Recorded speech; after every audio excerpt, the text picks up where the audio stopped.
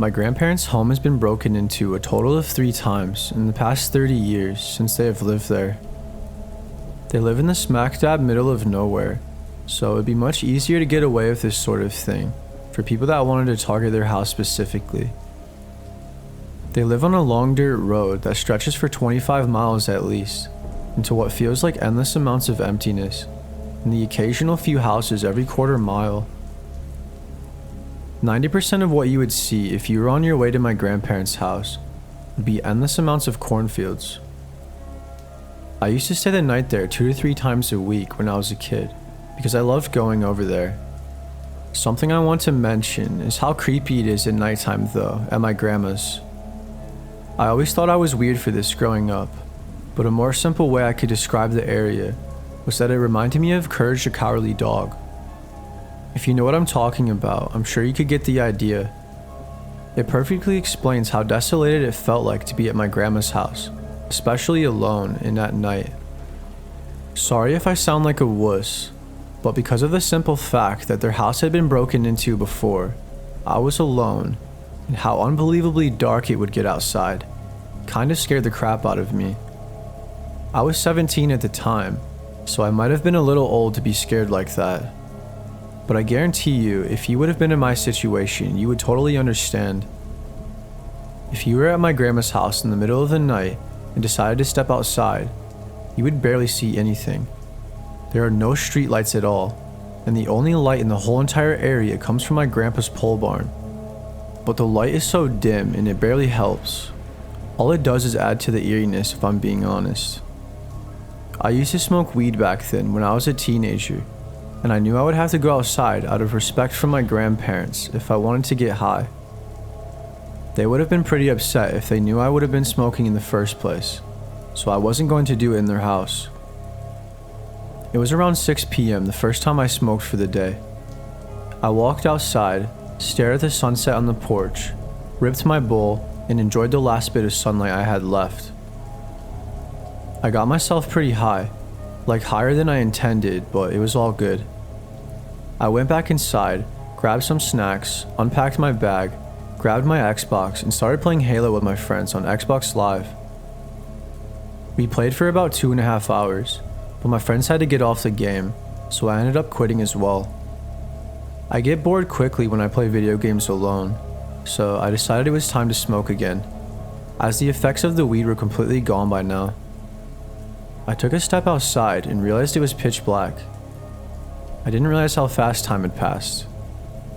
I didn't like the idea of being at my grandma's at night by myself so much, but I knew it was coming and I couldn't stop the inevitable. So I pretty much said screw it and dealt with it. This time though, I smoked right by the garage door, only a step or maybe 2 steps from the door outside. I hit my bowl probably 5 times and got distracted by my girlfriend because she texted me. I stood there texting her for maybe a couple of minutes, and I suppose I was sort of zoned out because I forgot that I was standing in my grandparents' driveway outside. I took my last few hits and took myself back inside. As I was packing up my little smoker's kit that I had that helped diminish the smell of my weed that I kept in my backpack, right as I opened the door, I heard some rustling in the leaves to the left of me in my grandparents' woods.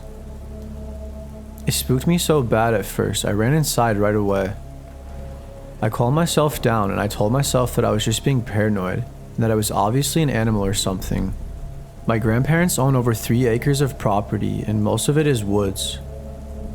It wouldn't be too far-fetched for it to be a deer or a bunny or something like that. I ran through the garage that is attached to my grandma's house, locked both doors, and ran inside. As I was walking through the kitchen and towards the living room, I heard a knocking sound come from the front living room window. I peeked through the blinds to see what was going on, and there was a man dressed in an all-black body morph suit staring directly at me, maybe about 15 feet away from the house in the front yard. He stood there for only a couple of seconds and then he started running in my direction. I ran and grabbed a phone and a kitchen knife as quick as I could. I called my grandma, but she didn't answer. I dialed 911 and I was debating if I should call. that's right when I heard the man smash through the glass sliding door window on the back patio. I ran to my grandparents' room and hid under their bed. I called the cops, and I was whispering as quiet as I possibly could to the dispatcher so the intruder couldn't hear me. I heard the man making his way through the house, and he was getting closer and closer each second. It got to the point to where he was so close that I had to stop talking, just in case he were to hear me. I waited until I felt like it was safe, and I told the dispatcher the address quietly as possible. I told them I couldn't speak and that there was someone who just broke into my house and that they need to send someone now. 3 officers arrived on scene in less than 10 minutes. I heard police sirens and I heard them all storm through the house looking for the man.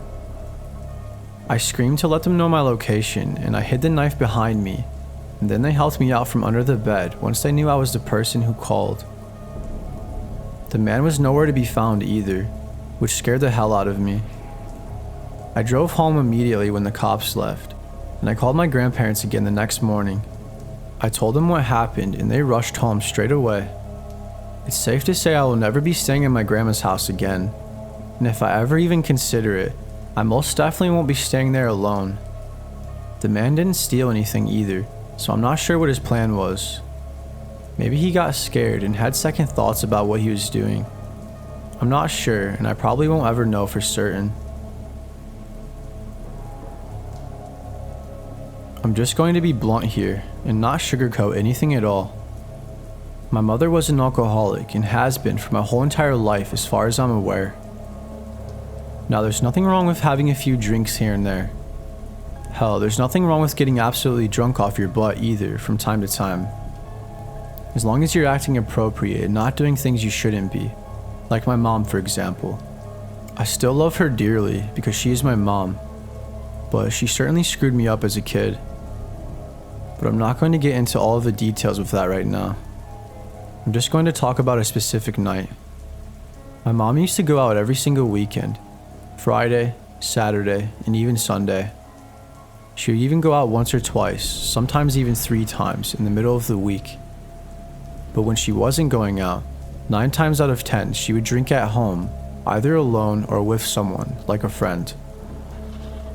I was a very isolated child, and I lived in a very unstable home, financially, emotionally. Sometimes she would even physically abuse me as well. I was literally only 9 or 10 years old when this happened, so you have to understand I was so young that I could barely even comprehend what was going on around me. This night in particular, I don't remember what day it was or even what time it was, but it was dark, so it was late at the very least, and it was indeed nighttime. Any time past 9 o'clock was probably considered late for me considering my age. Although I was used to staying up until 1 or 2 a.m. sometimes, just waiting for my mom to come home. I remember when my mom would leave, I would feel very sad. This night was no different. I never really got used to staying home alone either. No matter how many times she would leave me there, I would always be sad and scared. This night that I'm talking about now, she left without even telling me. The only thing I had to help with my boredom was to watch the same 3 movies over and over, and maybe play with my Legos or something. I remember I had a puzzle I could never figure out, so sometimes I would work on that when I was really bored. I was laying on the couch when I heard the home phone ring. When I answered it, I said hello, but nobody was on the other end, so I hung up. They called again, almost immediately after I hung up. This time I heard breathing in the background, but still, no voice. I hung up once again after trying to get them to talk. I figured we had bad connection or something, so when they called again, I picked it up once more. Hey buddy, where's mommy? Can I talk to her please? She's not home right now, I said. Oh, okay, thanks. I will call back tomorrow, he said. He didn't call me again after that, so I went back to watching my movie, and honestly I didn't think much of it. A few minutes later, I heard knocking on the door. Hey bud, it's Joe, please answer the door. Your mom sent me to come pick you up. Joe was my mom's junkie ex-boyfriend that did drugs with her at the time, which I was too young to understand back then. I was also too young to understand the situation at hand. He wasn't really a stranger though, so in my head, being the innocent kid that I was, I thought that I could trust him. He put me in the back seat and off we were.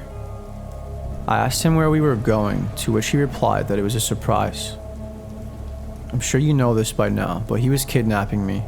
No, my mom never told him to pick me up or anything. The craziest thing about this whole entire situation, apart from me being kidnapped, was how he got caught. A police officer pulled him over when he didn't use his blinker, I think. And that right there was when my whole life was about to change forever. The officer ended up finding drugs in Joe's car and they arrested him. The police got a hold of my mom and found out that Joe didn't have permission to pick me up as well. My mom rushed home and the police waited for her. She was absolutely obliterated from drinking too much and borderline incoherent when she got back. The cops started asking my mom and I all these questions, and my mom actually ended up getting arrested as well for neglecting me, child endangerment, having drugs on her, driving under the influence, resisting arrest, assault on an officer, and a few other things I'm sure. The police took me to my grandparents' house for the night until they could figure out what to do with me legal-wise. Well, days turned into weeks, and weeks turned into months. They ended up adopting me after a few months of being there, and I lived there until I was 19. I moved out last year, and I'm currently attending Michigan State University, and I'm studying psychology. I'm on my way to becoming a therapist. My grandparents paid for all of my tuition, and they gave me the best childhood they knew how to. I am so thankful for them, and words could never even begin to describe how blessed I am to have them as a part of my life. They put me on the right track and gave me a chance at living a good life. I have a boyfriend now that I've been with for 3 years, and I'm sure he's the one I will marry and start a family with. He's everything I could have dreamed of. I still love my mom, but it hurts me deeply that we never had that close mother and daughter relationship like I've always wanted since I was a little girl. She overdosed and passed away 2 years ago from heroin. So now I'll never get that chance to rekindle with her. You might be wondering about my dad by now. Well, he was never in the picture at all. As soon as he found out my mom was pregnant, he left immediately and never spoke to my mom again. I've had to have some serious intensive therapy for everything that has happened in my life. I'm coming back stronger though than anyone probably would have thought I would have been able to. Life knocks you down sometimes, but you always have to get back up.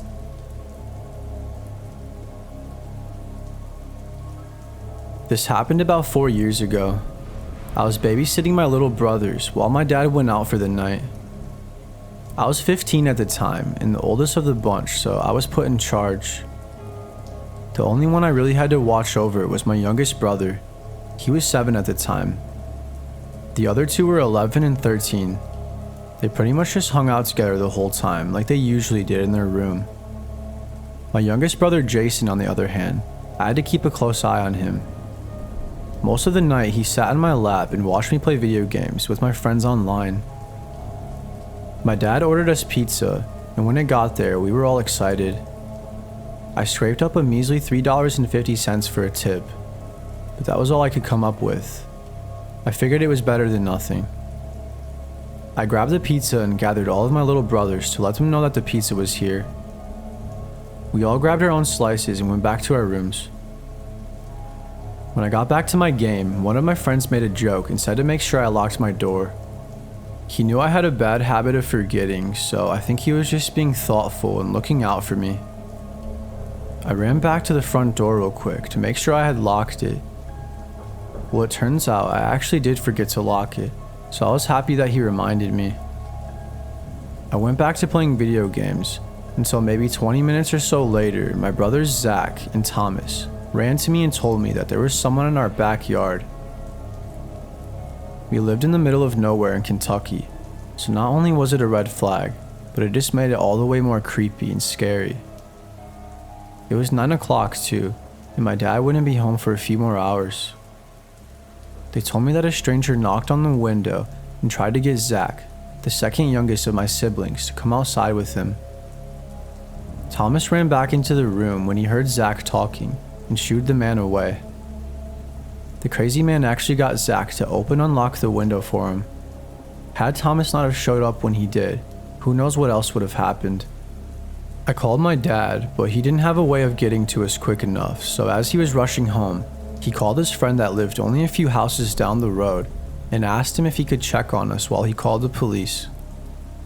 His name is Joey. Joey was pretty much like an uncle to us, so I trusted him and I let him inside when he got there. We told him what was going on, and that's when he went outside and searched for the man. He found the guy shortly after looking for him, lurking in the shadows, completely hidden under our big pine tree that we had in our backyard. Joey beat the living crap out of him and scared him off.